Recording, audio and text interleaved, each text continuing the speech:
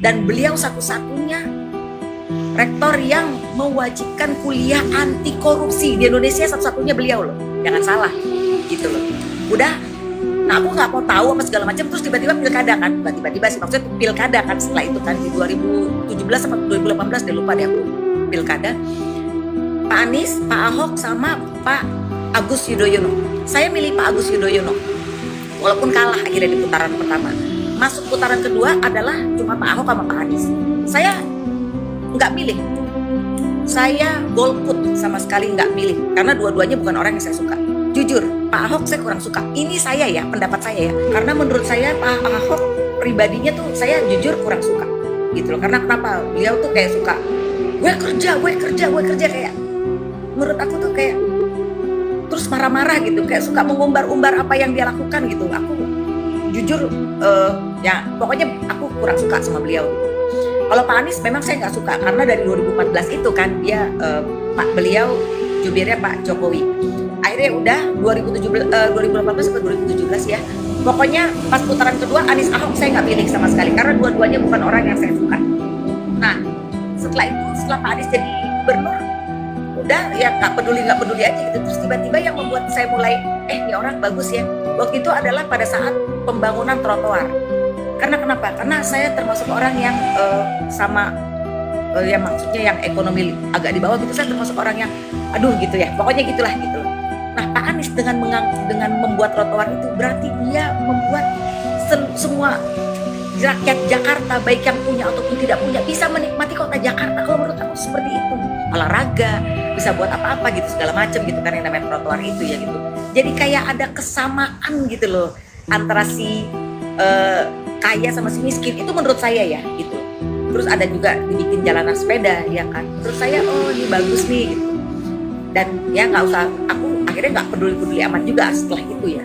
Nah 2019 sampai 2020 kalau nggak salah, nggak tahu deh ya. Memang namanya banjir ini kan momok bagi setiap gubernur Jakarta, kayaknya nggak bisa benar-benar hilang secara ajaib. Itu kayak banjir ini nggak bisa gitu, banjir dan macet ya kan. Nah ya kayak zaman Pak Jokowi aja mah banjir sampai ke istana tuh sekali-sekalinya gitu Pak. Zaman Foke malah belum pernah kan.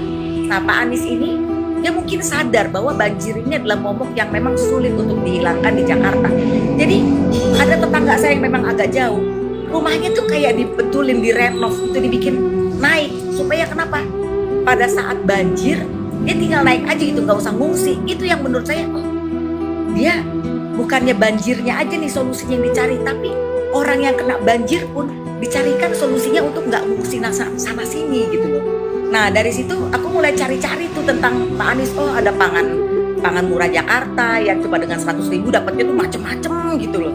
Terus ada KJMU juga, jadi mahasiswa-mahasiswa yang unggul setiap semester dapat 9 juta per bulan.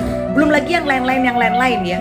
Jaklingko dibikin ongkosnya sekali terus bisa kemana-mana gitu loh. Orang jadi yang tadinya males naik kendaraan umum jadi mau, karena kenapa? Dibagusin semuanya. Armadanya dibagusin, bus listrik diadain, ada lagi bus gratis buat anak sekolah. Terus halte-halte juga dibagusin. Terus JPO tangga-tangga JPO dibagusin. Jadi kita juga jadi enak juga ya kalau naik kendaraan umum. Kan orang jadi seperti itu. Itu jadi membuat orang-orang yang tadinya sering naik kendaraan pribadi jadi lebih suka naik kendaraan umum. Karena kenapa? Jadi udah nyaman gitu loh. Dan yang paling membuat saya lebih kagum lagi pada saat Pak Anies bangun Pulau Sebira.